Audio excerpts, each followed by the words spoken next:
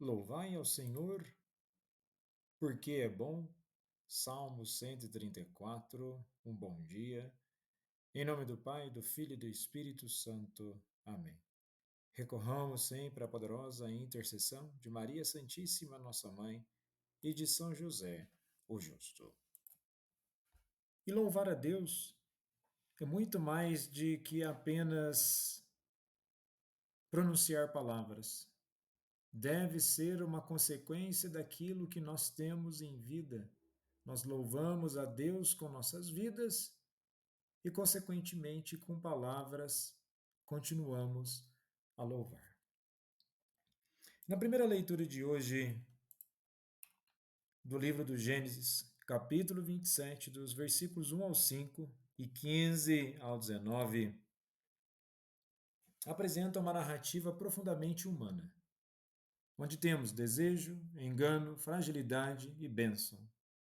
Isaac, envelhecido, quase cego, pretende abençoar Esaú, o primogênito. Rebeca, sua esposa, escuta e articula um plano para que Jacó, o caçula, receba essa bênção.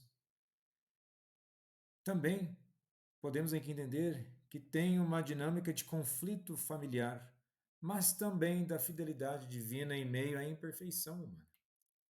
Nos versículos 1 e 5, temos que Isaac está velho e cego, não só fisicamente, mas espiritualmente obscurecido por sua preferência por Esaú.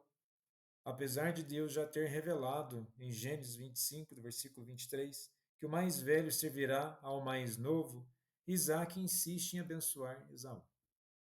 E quantas vezes preferências humanas tentam se sobrepor aos desígnios de Deus? Isaac representa o homem religioso que, mesmo conhecendo a promessa, se deixa guiar por sentimentos e apetites. O amor por uma comida, conforme está no versículo 4. E a fragilidade dos patriarcas mostra que a promessa não depende da perfeição humana, mas da fidelidade divina. Deus usa vasos imperfeitos. E vejamos que nos versículos 15 ao 17, Rebeca interfere e veste Jacó com as roupas de Esaú. O disfarce é meticuloso. Pele de cabrito nos braços, roupas do irmão, voz alterada. E podemos nos perguntar: Rebeca errou? Jacó pecou? Sim. Mas isso elimina a soberania de Deus? Não. Aqui está o paradoxo da providência. Deus não aprova o engano, mas também não é derrotado por ele. Santo Agostinho dizia: Deus não permite o mal, senão para dele tirar um bem maior. E aqui o bem maior é a concretização da bênção da aliança por meio de Jacó. E a bênção de Isaac sobre Jacó é poderosa.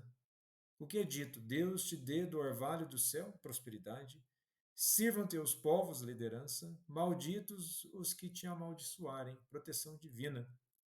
E com isso a bênção, ainda que alcançada por meio tortuosos, é real, porque ela se ancora na promessa de Deus e não nos méritos humanos. E nesse sentido, podemos olhar para Jacó, que se reveste de outro para receber a bênção. Uma imagem invertida do que Cristo fará por nós. Ele, o justo, se revestirá da nossa humanidade pecadora para nos dar a bênção da salvação. Ou seja, a imagem invertida, Cristo dá a perfeição a todas formas daquilo que o ser humano tentou buscar, mas falhou. Em Cristo há a plenitude e a perfeição. E nesse sentido, nós podemos refletir também em Provérbios, capítulo 16, do versículo 9. O coração do homem traça o seu caminho, mas o Senhor lhe dirige os passos. A perfeição do saber, a perfeição do conhecimento reside em Deus. Buscar a bênção de Deus não deve ser unicamente uma finalidade, mas deve ser também um meio ao qual nós vamos nos aperfeiçoando. E no evangelho de hoje, em Mateus capítulo 9, dos versículos 14 ao 17, os discípulos de João se aproximam com uma pergunta sincera, mas reveladora. Por que nós e os fariseus jejuamos e os teus discípulos não? Jesus não responde com normas, mas com uma analogia cheia de vida. Ele é o noivo e os seus discípulos são os amigos da festa. A presença de Jesus inaugura uma nova etapa da história da salvação. O reino chegou e isso exige novos modos de viver. Se o Antigo Testamento apontava para o Messias, agora ele está presente e a presença do Cristo exige uma nova forma de se relacionar com Deus, não baseada em mérito, mas em comunhão. E nesse sentido, não se pode viver o Evangelho como a mentalidade religiosa antiga de troca ou merecimento. O Evangelho é graça que transforma o coração, não sistema que recompensa desempenho.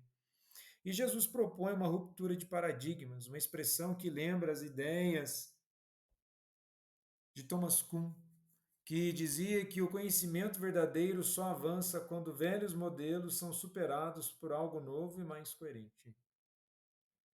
Santo Agostinho afirmava que Deus é o mesmo, mas faz tudo novo. O tempo de Cristo não é apenas cronológico, mas cairológico, o tempo da visitação, da oportunidade. O vinho novo é o espírito do reino que exige não apenas nova doutrina, mas um novo ser. Mas por qual razão mencionar o vinho nessa leitura? Jesus, na sua analogia, o que é dito? Ninguém coloca remendo de pano novo em roupa velha, porque o remendo repuxa a roupa e o rasgão fica maior ainda, assim como ninguém também coloca vinho novo em odres velhos, senão os odres se arrebentam e o vinho se derrama e os odres se perdem. Nesse sentido, toda essa dimensão, Jesus está falando de uma mudança profunda. Não só de práticas externas, jejum, rituais, mas de estrutura interior. E aqui entramos na dimensão interna do ser humano. Muitos recusam o vinho novo, a novidade do reino, porque isso exige romper com seguranças antigas, preferem a rigidez das práticas repetitivas, à liberdade da transformação interior. E nesse sentido, marca o rompimento com uma vida movida por formalismos, obrigações e medos, e o início de uma vida relacional centrado no amor recebido. São João Paulo II, em um de seus documentos, Redemptor Hominis, o Redentor do Homem, ele diz assim: o ser humano que deseja compreender a si mesmo até o fundo, e não apenas segundo critérios imediatos e parciais, deve, com a sua inquietação, incerteza e também fraqueza e pecaminosidade, com a sua vida e morte, aproximar-se de Cristo. Ou seja, o noivo está presente. A nossa sede existencial de sentido só encontra resposta no acolhimento dessa presença.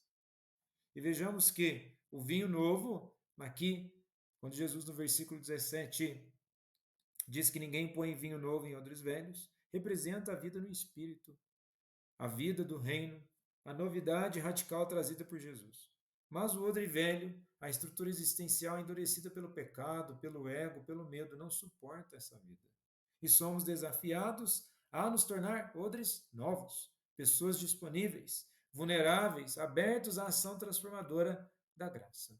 Tornar-se odre novo é permitir que o Espírito Santo dilate o nosso ser, nos torne elásticos, flexíveis, capazes de sofrer a dor do crescimento, da conversão, da mudança real.